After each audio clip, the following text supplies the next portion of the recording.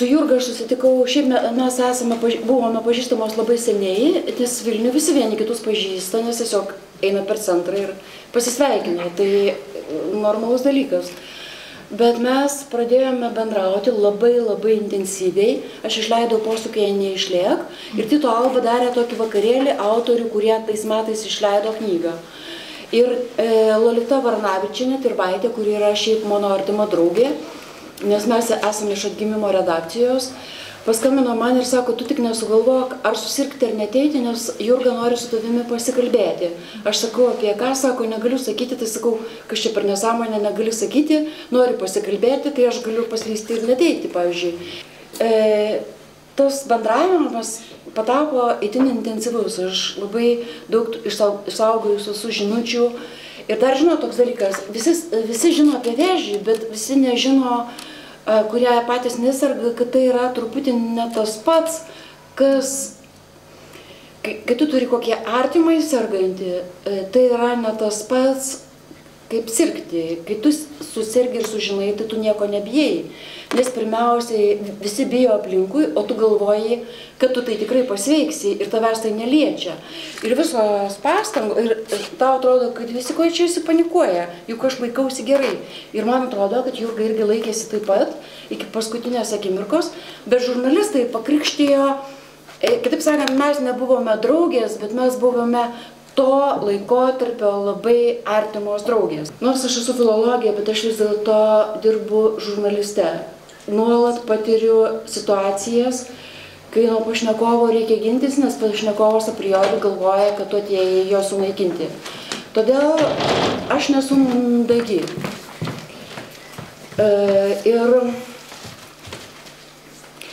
aš keletą kartų, kai buvo jau Jurgai visiškai blogai, pasakiau jos mamai, aš girdžiu, kaip mama neleidžia jai kalbėti su manimi telefonu, nes kiekviena mama saugo savo vaiko sveikatą ir paskutinės akimirkas.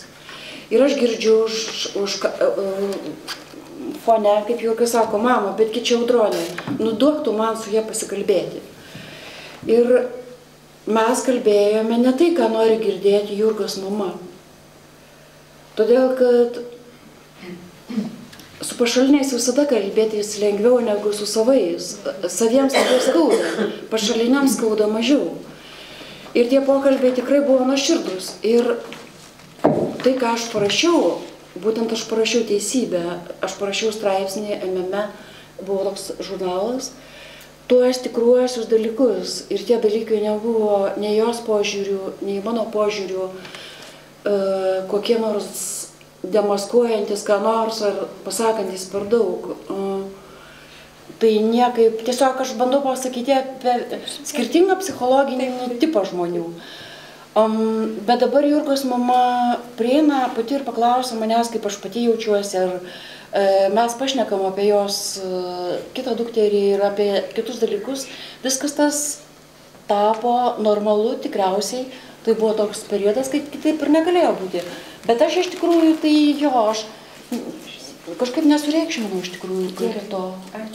Ačiū, nes aš jaučiausi blogai. Dar buvo vienas autorius, kada išėjo irgi knyga apie Jurgą, kodėl, nes labai grįžta retrospektyviai prisiminimai, kuris buvo absoliučiai garantuotas, kad jo tekstas yra, tai buvo Vidmantas Valiušaitis ir jo nebuvo. Ir jis ateina žmogus su baltom rožėm, mano kursiokas, ir aš jau beveik lendu po stalu, kas čia dabar bus, ir kyla baisus triukšmas, trenkimas durim.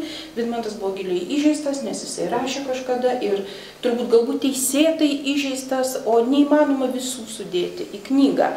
Audronės pirma knyga buvo novelių romanas, taip, Posūky neišliek.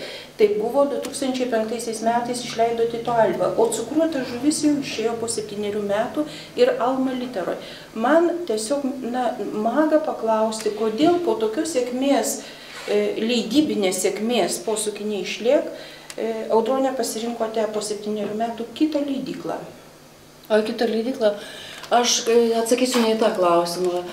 Kai aš rašiau Posūkyje neišliek, tai buvo žmogaus, kuris galvojo, kad gydytojas pasakė, nesidžiaug, kad neradau metastazių limfmazgiuose.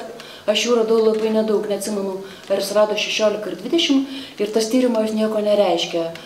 Tai visada gyvenk taip, tai liktų nelabai daug laiko ir jeigu turi kokių testamentų ar vaikų ar ko nors, sutvarkyk visus reikalus, nes tai yra, tiesiog man labai patinka realistiški žmonės, jis buvo jaunas žmogus, man labai pasitaisė ūpas, nes aš staiga supratau, kad realiai aš turiu greitai parašyti knygą, kurią tikrai būčiau parašysi kada nors, bet vis maniau, kad turiu laiko. Tai buvo labai puiku, bet vis dėlto aš ją rašiau su laptopu ant perskersto pilvo ir aš parašiau per mėnesį, pradžia buvo onkologijos institute, pabaiga buvo Druskininkuose sanatorijoje. Aš nebuvau adekvati, aš tik dabar suprantu tai. Man nebuvo svarbu niekas, kas ką pagalvos, kas ką sakys. Aš nekenčiau dviejų dalykų - žurnalistikos. Dabar aš galvoju, kad yra kaip narkotikas ir aš įklimpau ir dabar aš turbūt be jos irgi užmuščiau ką nors, bet kas antrą dieną, dirbdama žurnaliste, aš noriu užmušti irgi ką nors. Dabar liko viena knyga, apskritai, ir aš ją palikau išdidžiai Tyto Alvoj ir 4 pasilikau savo, sakiau, erzinu savo vaikus ir giminės. Gal jūs norit perskaityti ir visi dar iki šiol nori mane irgi pritvoti ir perskaityti niekas nenori. Tai aš negalėjau parašyti knygos greitai. Ir aš net negalėjau elgtis su ją blogai, aš net negalėjau persiųsti ir pasakyti, eiktų į vieną vietą ir tu neprievartauk manęs. Aš supratau, kad aš taip nuo visko pavargau ir kad aš turbūt iš tikrųjų kraupiai sergu vėžiu.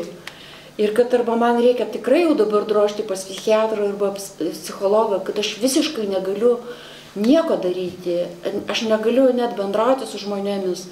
Ir aš, kadangi tikrai esu avantiūristė ir tikrai praėjusi žurnalistikos mokyklą, tai situacija buvo tokia, kad aš greitai sugalvojau, kad man reikia naujų įspūdžių. Vadinasi, aš turiu padaryti kažką neįprastą, nes aš neparašysiu tos knygos. Lolita norėjo, kad visas veiksmas cukruotos žuvies vyktų Vilniuje ir kad būtų ta kinų invazija ir tos žurnalistės turinčios kinę anūkę ir veiksmas vyktų lietuviškoje erdvėje. Man tai nebuvo įdomu, aš pasidėjus tenai toje kiniškoje kultūroje pakankamai ilgai, aš buvau tenai beveik pusmetį, Honkongė, Taivanėje, aš norėjau visai ko kito ir kai mane spaudė, tai aš niekaip negalėjau greitai parašyti, tiesiog nebuvo to atsipalaidavimo. O paskui Alma Litera labai mane įkalbinėjo ir kadangi labai įkalbinėjo, aš supratau, kad aš galiu ir toks psichologinis, bet aš ir toliau draugauju su Tyto Alba ir labai ją mėgstu, o Lolitą labai gerbiu, kad galėtų išsilaikyti šiais laikais iš knygų, tai čia reikia, nežinau, arba būti, ką žinau, arba žydų, arba verslininku, arba tiesiog šaltų, išmanyti tiesiog dalykus kažkokius, kuriuo aš tikrai neišmanau.